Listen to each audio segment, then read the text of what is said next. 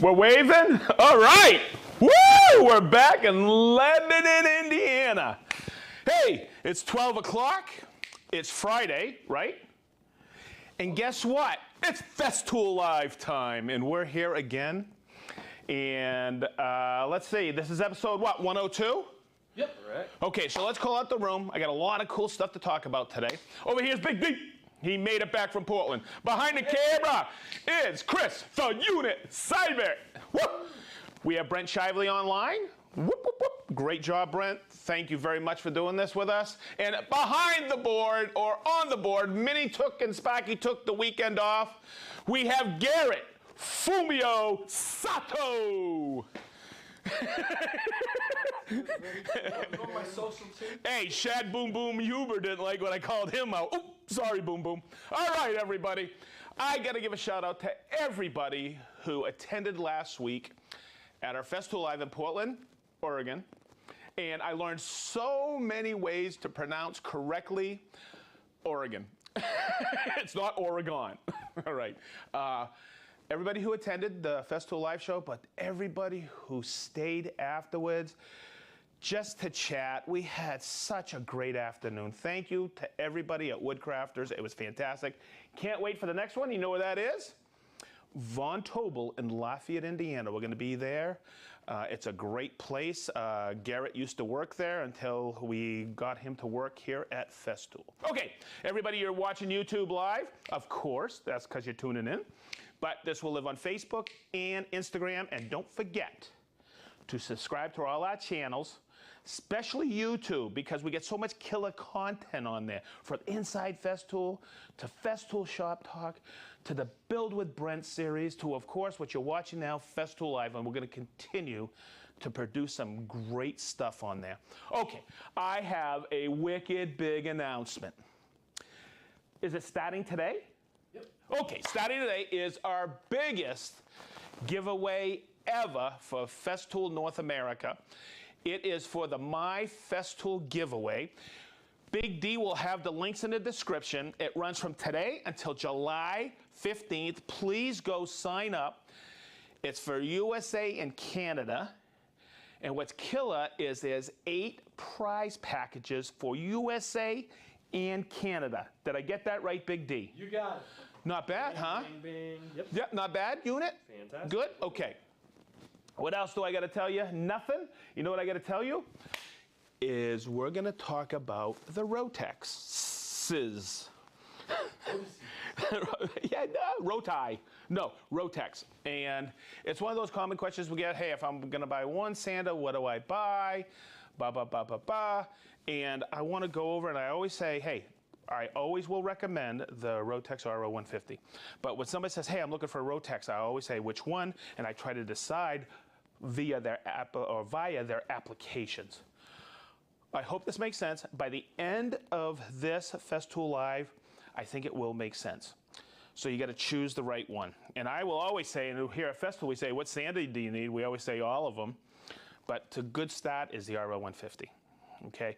Now, oh God, goodness gracious, I think it was probably episode 2 or 3, how to choose the right sander, okay, or the sanders, and we got so daggone many of them. But over the course of the last year, we've been trying to break down the sanders by their categories of their orbits. So we started out and we did orbitals, I think, first, and that's your vibrating sanders. You know, we have several of them in the Festool lineup and even some cordless. And then we talked about this, which is an orbital sander, but with a counterweight, it's spinning a round pad, and we call that random orbit, or RO sander. Air, they're DA sanders, okay? Now, when I talk about the Rotex, this is one of the most difficult things over the years I've had to describe to people. And today, maybe you get it, maybe you won't. But the thing you gotta do is you gotta try one. Because once you use it, you go, oh my God, now I get it. So, a Rotex in one mode is giving you the random orbit. But when you flip a switch, what you'll see between the 3 of them, we drop a pin in there. And what that does is that gives you a geared random orbit sanding pattern. In other words, you better hold on, because this is an extremely aggressive orbit. So when a random orbit sander, whether Festool brand or any brand, when you put a lot of pressure on there, what do? You stall the pad, don't you, for the rotation. With a Rotex sander, I could stand on it and I would go for a spin, because there's a gearing to it now. So hopefully you'll understand this, and I'm going to step one by one through them. I'll go over you a brief overview of each one. I got all kinds of notes written, so I'll try not to not cover something, but there's always sometimes I make a misstep or whatever and I forget to say something, so bear with me. I don't want to make it too long a Festool Live, but I want to go through each one so you have a thorough understanding of a Rotex and some of the key features of each one. There's the RO90, the RO125, and the RO150. Okay, so what I'm going to do is I'm going to slip this over. Remember, Chris, don't get those notes on there. Okay, because everybody thinks I'm kind of smart and I remember all of this, but I got a little script over here. Don't show it. Okay, good. So let's start with the RO90. Now, oh boy, this is tough, because when we first came out with this, I remember when this was released, someone said, oh, this is the one sander that's a one-all, beat-all sander.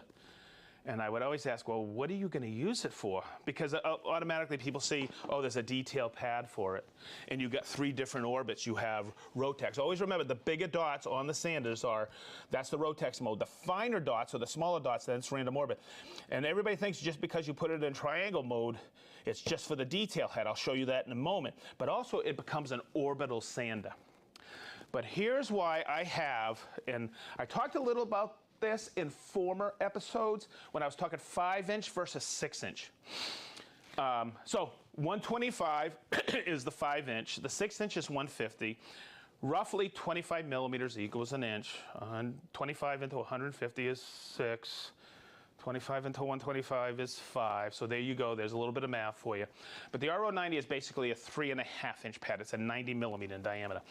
So remember what I said when I was talking about 5-inch versus 6-inch? It's 32%. It's not an inch. It's 32.5% more pad area. That makes a huge difference. If you don't like the sand, get the bigger sander. But it's all about application specific is your choice when you go for each one. Now, if you look here, you'll see here's your 90 and here's your 150 paper. I did this. It looks like a spirograph, but it is, when I was told, it's 330% more pad size. So when somebody says, oh, I'm going to get one sander, a Rotex sander, I'll go with a with the RO90 because there's a detail pad. That's not the right way to see it. It is more for small surfaces. Okay, because if you're sanding big panels like for cabinetry or tabletops, you're going to be sanding forever. It's a very small pad. That's why you go with a 6-inch. Hopefully you'll understand that. Okay, so I'm going to hook it up really quick so you can understand this. I get this old wooden window frame window. And what I want to do is I want to show you the different modes here of the Rotex. So when I put it on here, that's random orbit. See it? And I get your basic random orbit pattern. Okay? But I'm going to remove this paint here. All right? The big surfaces, can you get it? The big surfaces, I'll get right in here. Okay?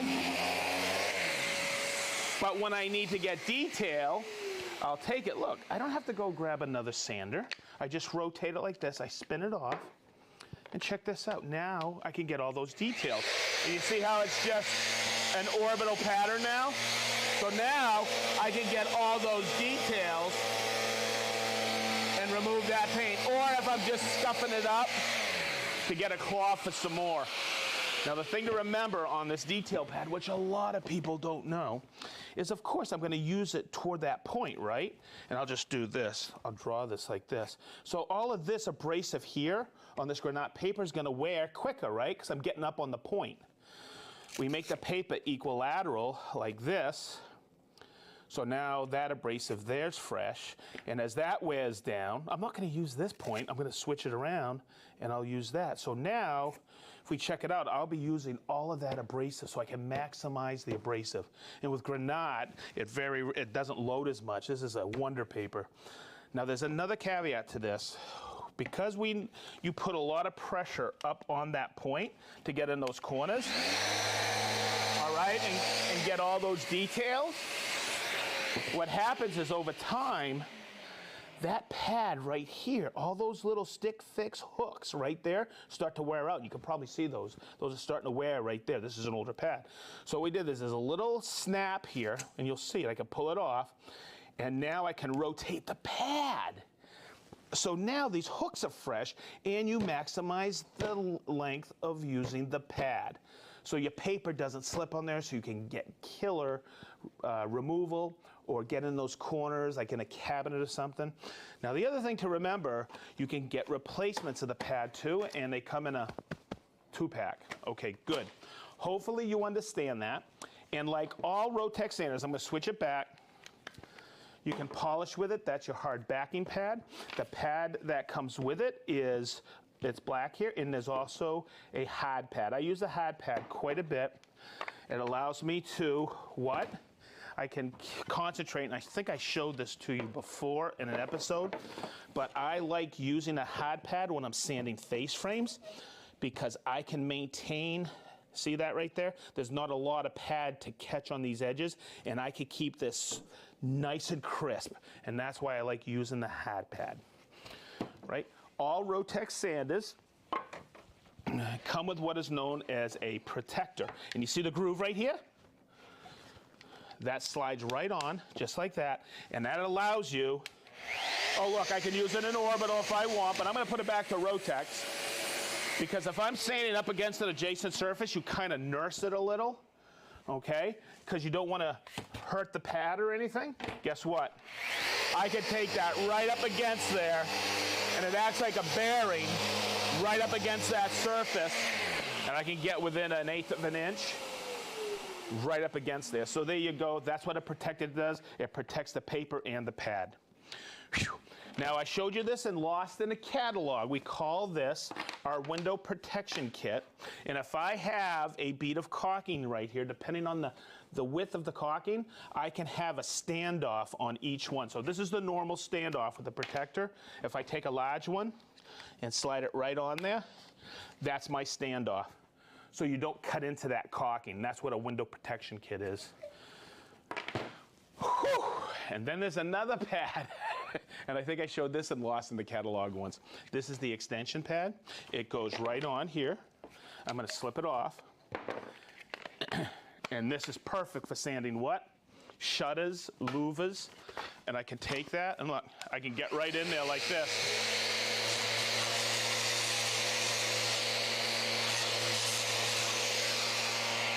And I can prep that for a coat of paint. Super quick, or a coat of prime. Okay, I'm dropping everything. Next. Whoop, whoop, whoop, whoop. So that's the RO90. Application specific. Is it a must sander? Absolutely. Now, here's where we come into a little bit of fun, as I always say, because if I have a 6-inch Rotex, why do I need the 5? Or I'm trying to decide between the 5 and the 6. And the reasoning is, it's all about, I'll always say this, application. Okay, so hear me out.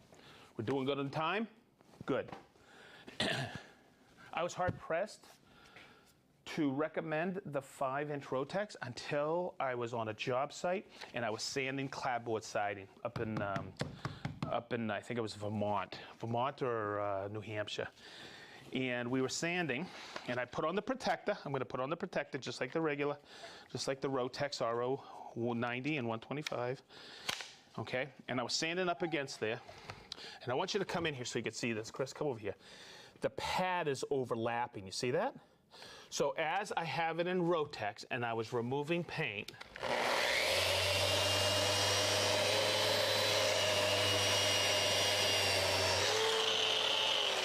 And I think you can see it on the floor. Because I had pad overlap, I was getting a lot of chafe. My dust extraction wasn't as great as I thought it would be. So what I did is I switched to the 5-inch. And this is why I say this is really application specific. Especially, I've used this on risers for staircases. That pad fits perfect in there. And I have it with a protector, so I'm going to do the exact same thing. I'm going to put this on here.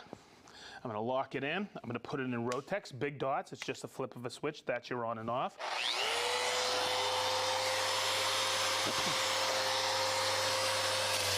And you're going to see, well, I can see it really good. I don't see any chafe coming down. See how the pad fits perfect on there?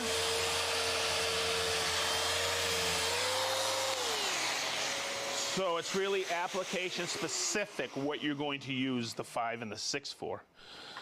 I just want to point out you can get you can polish with it. I don't have the green pad, but your green pad is for polishing. Hard pad is the blue one. And also that's your super soft pad. And you can polish with it. Also the interface pad, I've covered that before for contours. All right, so what I'm going to do is I'm going to show you on the RO150, and here's one of those questions we get in customer service, in repair, all the time, is removing the pad.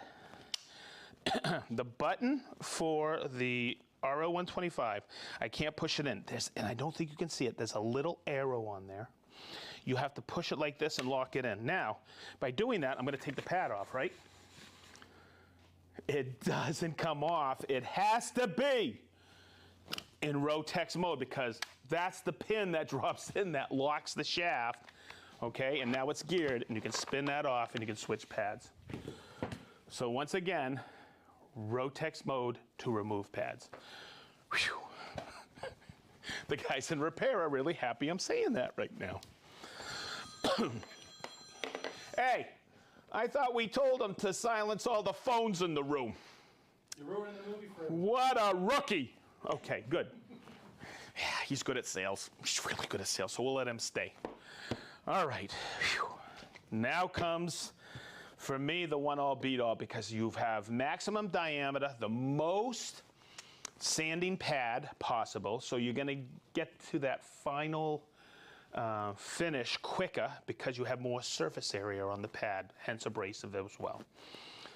Now, I'm going to remove the guard. Yes, it comes with a protector, but it also, you can also get this. I think I covered this in one of the Lost in the Catalogs, right? I call it, Chris? The Abraham Lincoln. Okay, good. So I'm I've only said that about 4,000 times. You know what I call it? Self-entertainment. Okay, so you can put it on here like this. It's a great way to hold the Rotex. Remember, when you hold a Rotex, all your controls are up here. I like to hold it here, and I like to balance it back here. That way there, the pad stays flat. I see a lot of people holding like this. You can, it's your sander, but be aware to keep the pad flat. If not, it starts to jump on you. All the Rotex do. Keep the pad flat. This just pretty much stabilizes it the best for me. I hold it back here so the pad is a pad, not a what? Wheel. Okay. Fine dots, random orbit. Big dots, Rotex. To change the pad, it's got to be in what? Rotex. So here's your fast fix button. There's arrows pointing up, so you push it up and in. I like to hold it right here, and that's how you spin it off. It's super quick. Yes, we have the backing pad. We showed it in the polishing videos. Yes, it's super soft. We have one that's super soft. We have, that's your standard, the black, and blue is hard, and we have the interface pads. I'm going to put this back on. This is just your standard pad. Slide it on. It's ready to rock and roll. Now, I had somebody come up to me once and say, Sedge, I think I got to send it in for repair. You see this right here? Chris, come in here so you can see this. Where my dust shroud is, there's a break right there. And I went, see that little green part right there? I went, that part there? He goes, I had no idea that's removable. It is. And what it's for is It gets in the way sometimes when you're polishing, so we wanted to make sure it was removable. You don't need dust extraction when you're polishing. So there you go. Now,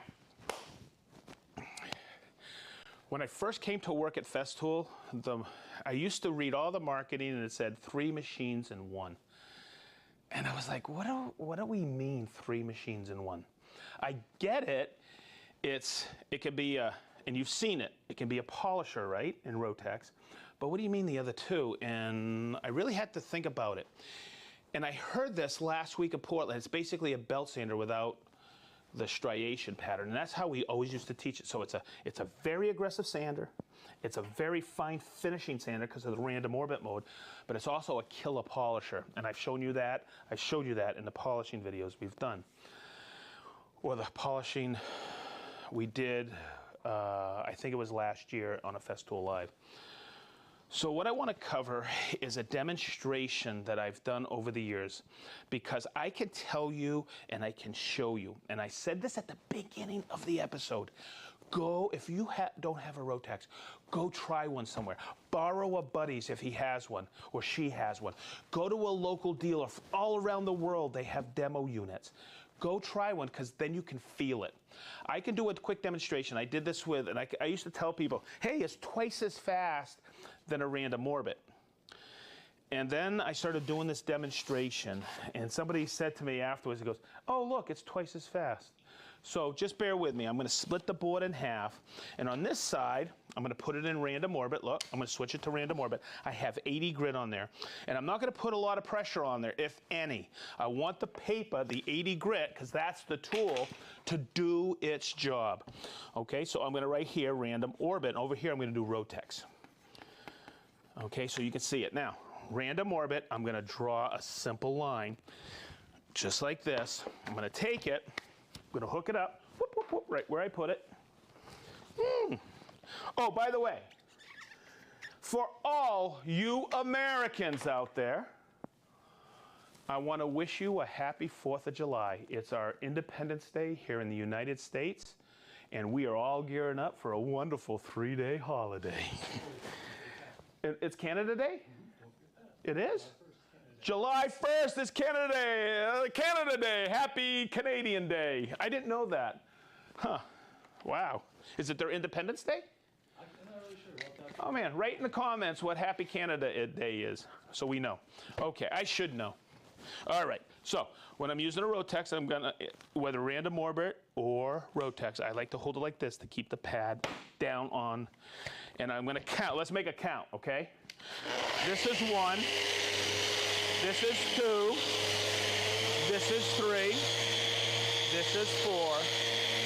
This is 5. That's 6. That's 7. That's 8. That's 9. And that's 10. Remember, when you shut off a random orbit or a Rotex, you take it off the material to turn it off. Now, I need to make that squiggly line just right, the same way, because I don't want to bag. I don't want to make it lighter. So I want to make sure I do it the same as this side, right? So how's that? Is that the same? Okay. Okay, so I'm going to take it. I'm going to put it in Rotex. Let's listen to that. Well, listen. Whoa, hang on. I'm aiming it perfect every time. Hear that pin? So now it's a geared random orbit. There's 1. There's 2. There's 3. There's 4. There's 5. So that was half the strokes, and I'm pretty much getting the same result. So if you don't like to sand, get a Rotex sander. It is basically the most aggressive sander out there versus a belt sander where you have all those problems of it rocking and the controls hard on it. I don't have those striation patterns, and this just is an amazing sander. Okay, now, to really prove how amazing it is, and to show you the entire Festool system in a heartbeat, emphasis the dust extractor. And this is another demonstration I've done over the years, and it really cements how important dust extraction, but also how aggressive the Rotex is. So what I'm going to do is I'm going to take the dust extraction off. I'm going to set it right here. I get everything up full speed, okay? Yep, suctions all the way up. Now, I am just going to hold this for a couple of seconds. No dust extraction. Chris, you might want to pay attention to the lens because you're going to see a little bit of dust fly. You got it over? Okay. So I'm just going to hold it here. And I'm going to stop it. And I'm going to turn it over. And that's how aggressive this is on this walnut. Okay? Excuse me. The thing you're not seeing here in the room, probably on camera, is all that little dust that's wafting up and starting to float. That usually comes down after you shut the shop doors, and it comes down on your material. We eliminate that with the Festool system and the CT dust extraction system because we eliminate the loft. We capture it at a source. There's no need for a downdraft table, or you don't have to. It saves so much time. You can go and spray right next door to where you're sanding, okay? Now, I'm going to put dust extraction on now, and I will also, Chris, get in here so you can see this. You're also starting to see some of that buildup on the granite sandpaper because I didn't use dust extraction. Okay, remember, it's a system. So I'm just going to take it like this. And you're going to see where it picks the lion's share of it up. Okay, now look, there's no dust on my hand, but check out the paper. So if you want to prolong your abrasive, use dust extraction, combined with the right pad, combined with the right sander, and there you have it. Hopefully, let me look at my notes. Wow, I didn't even look, I only looked once at that board. Okay, by the way, I want to talk one more time because I haven't mentioned this, I don't think, ever in any of the Festool lives. This is part of our system. This is what we call a jet stream pad. It's available on 6-inch pads, okay? The air is being pulled in. God, this is funny seeing this because this has evolved over the years. This is my third type of jet stream pad where we used to have 2 notches on here and then it went to 4 or 6 notches on the side. So what it does is it does a few things. It breaks the surface tension of the paper to the material. It cools the pad, also cools the material. So what happens is basically floating in between there and you maximize dust extraction. It's cooling and evacuating the dust at the same time. So look at all the holes in here.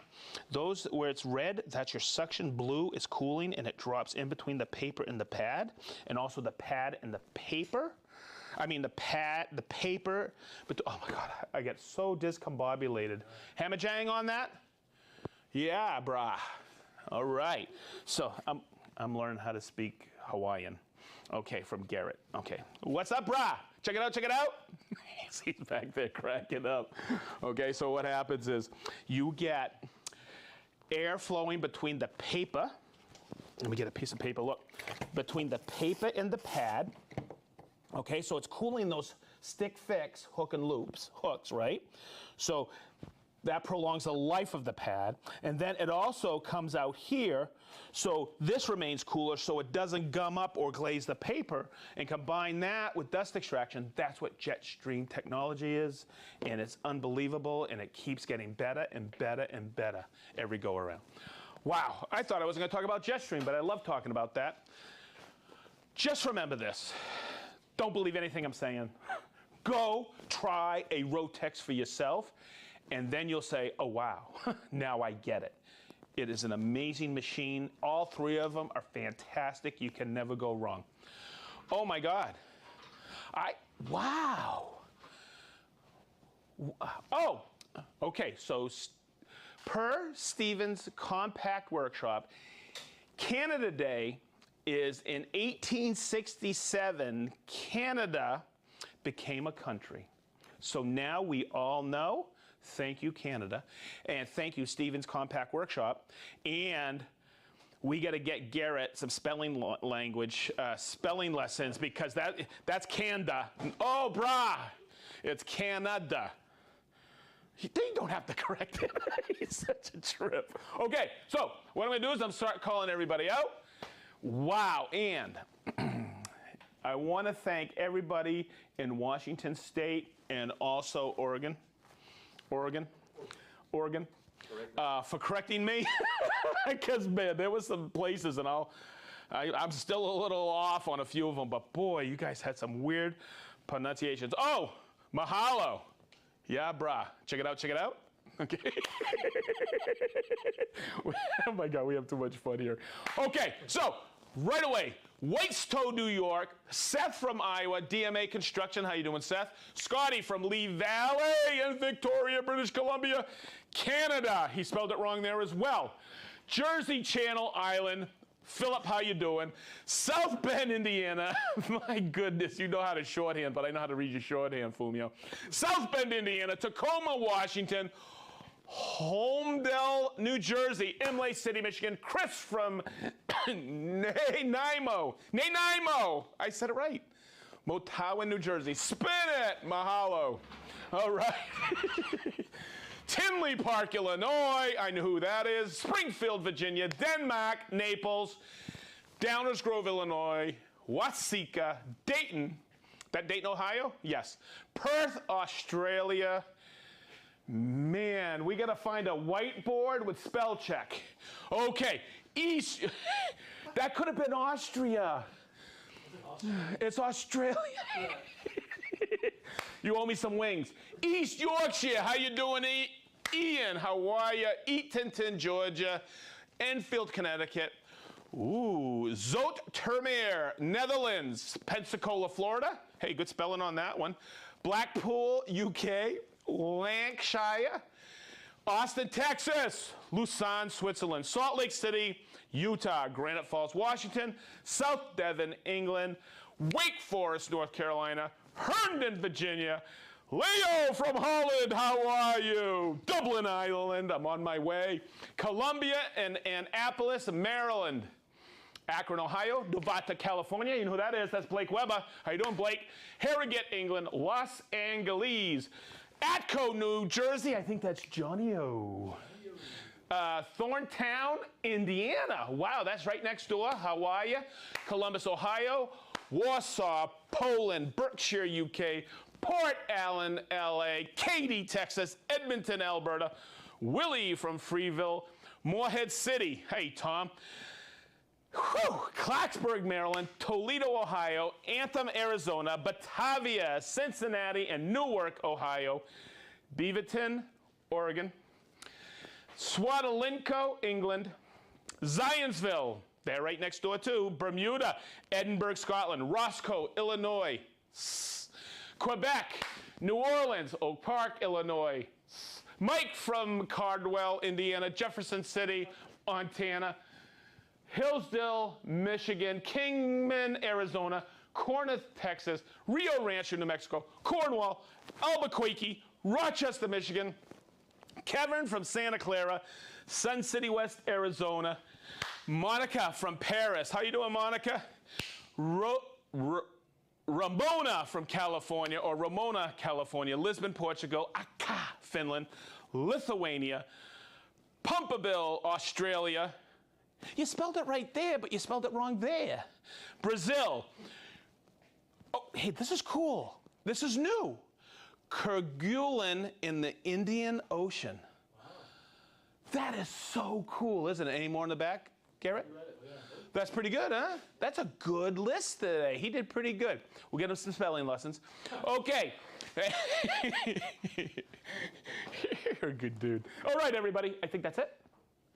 Happy Canada Day, everybody. Happy 4th of July. It's one of my favorite holidays. I get to sleep all weekend. I want to thank each and every one of you. We're coming to a town near you. These are getting better and better when we're on the road. But it's good to be back home here in Indiana. We love it here. Whew, maybe someday we'll have a big party and invite everybody from around the world here. That'd be kind of fun, huh? Yes, sir. All right. So, hey, everybody have a great weekend. Happy Festool Friday. We love you. and we'll talk to you next week. We got a big show planned for episode 103. So there you go. I think this is a wrap.